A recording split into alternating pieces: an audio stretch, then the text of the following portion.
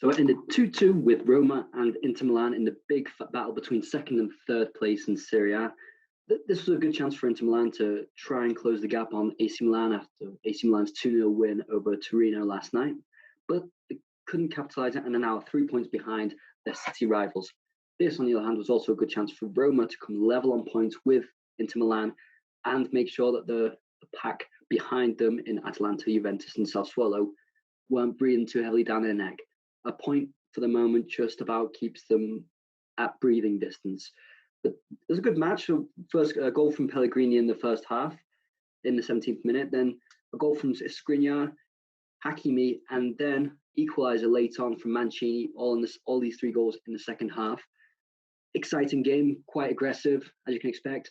Both managers staying very stubborn to their systems, their ideology, with Roma playing with a 3-4-2-1 or however you want to perceive it.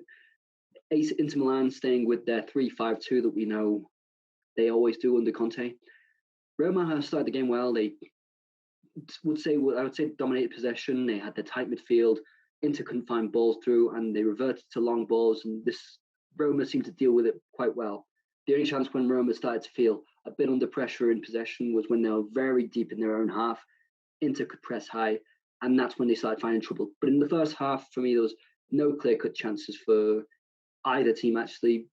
Pellegrini's goal came from nice build-up. Dzeko gets it into Mkhitaryan. Mkhitaryan lays it off to Pellegrini outside the box, and in the bottom corner, Handanovic couldn't have done much about it. Inter Milan had a goal as well in the first half that was ruled out because it was offside. Lautaro Martinez receiving the header from Lukaku. The first half was also quite intriguing to see the way Smalling dealt with Lukaku. Didn't 100% get the better of Lukaku in the match, but in the first half probably just had the edge and out-muscled him, just beat him, and it was an interesting battle to see throughout the whole match. In the second half, Inter Milan came back and they looked dominant. They looked like they were going to get 3, 4, 5, 6, who knows. And Brozovic showed a bit more presence in the match. He got 2 assists for the goal for Skriniar, which was one from a corner. And he also got one for Hakimi, which is a very good finish. Came off the bar and inside into the net, all from outside the box. But Hakimi even was a big problem for Inter Milan, losing possession cheaply. He didn't track back, and then that's where Roma managed to find some of their chances going down that left-hand side. They were, I wouldn't say brilliant, but they got more into the game after Inter scored their second goal. They were poor in the beginning of the first half. Inter looked like they could run away with it, but then they gained a bit of composure. And then near the end, I didn't think any clear-cut chances would come. They didn't look like they did have any clear-cut chances, but they kept getting the ball into the box near the end of the game, and just no one on the end of it. Dzeko was not moving around. He was unfortunately not doing much in that second half. He was great in the first half as their centre point. So was Mkhitaryan in the first half, great as well.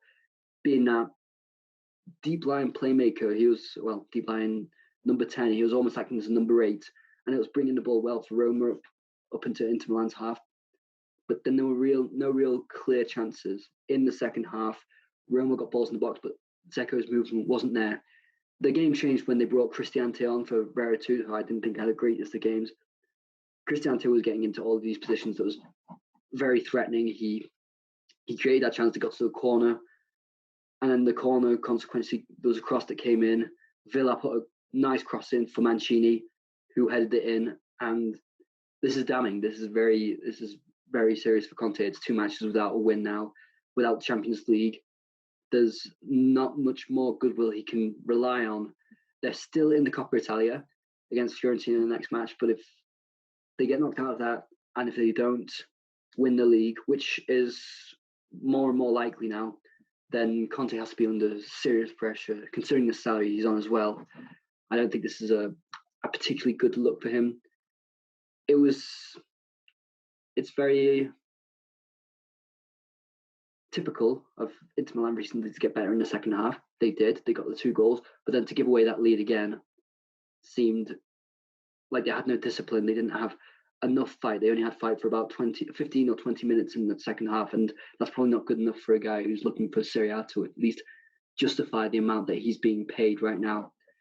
For Roma, on the other hand, there's no real expectation for the top 4. Well, there is an expectation, but if they finish 5th, there's nothing dramatic about that either. They've got strong competition this season with AC Milan, Juventus, even Sassuolo and Napoli looking to find no space in the top four. Atalanta as well. So for Roma to still be third, it's still a good position. Atalanta are behind them in fourth with a game in hand. They win that, Atalanta will go third. Juventus have 2 games in hand and are 4 points behind. They win those, they go ahead of Roma. So there's nothing too dramatic about this at the moment. And Roma play good football there. It's very nice to see. It's a compact midfield, but when Dzeko's on it, they can be a very top side. And I thought this was a really good game to watch. I was disappointed in some players. Lukaku could have done more. He's still looking like he's struggling just a bit for fitness. The reasons why I couldn't say he's probably a bit tired. He has spurts and games where he's good, but then he has moments where he can be a bit quiet. The same could be said for Dzeko as well. Dzeko was a bit quiet in the second half. He led the line well in the first half, despite Roma not getting clear-cut chances. If I was to look at both these teams, I don't think any of them actually can win Serie A. I think Serie A will go down quite tightly between AC Milan and Juventus. But still, we're only 17 games in for these two respective teams. There's still a long way in the season to go, more than half. So anything can change. We've got the January transfer window now. Is Conte going to get in more players, considering that he's always got the players that he wants from the Inter board? I don't know. It still remains to be seen. Christian Eriksen could have changed this match. He decided against it, brought on Kolarov, brought on, I can't remember who else he brought on. He brought on Perisic and he brought on Gagliardini. None of them really changed the game too much. It just looked like giving the other players a bit of a rest, and that might have cost Inter in the end 3 valuable points. Also important to note that Mancini had a decent first half, quiet, let's say. They didn't have much to do, but then even after the rampant second half, the beginning of the second half that Inter proposed them, he managed to compose himself, get back into the game properly, and obviously he got the goal that got them the equaliser, which was very key for Roma. There's also Paul Lopez, who, despite conceding 2 goals, made 2 fantastic saves during the match. One in the first half from a headed effort from Lukaku, and another in the second when Lukaku puts it in for Martinez, and Martinez shoots, but Lopez manages to just get there. So just some mentions for the Roma team, because there were some admirable performances, despite some of them being a bit transparent in the second half. And Inter, as mentioned, Lukaku was quiet, but it looks like he's lacking match fitness. Martinez looked like he could offer something. He's trying to find his best form again. And Mkhitaryan, impressive. Mentioned again, he was very impressive in that role in the first half. Second half, a bit quieter. And I thought everything in the second half looked like it would go through Pellegrini.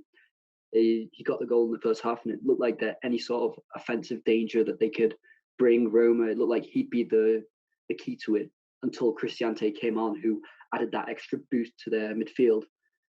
And I thought it was a good match to watch.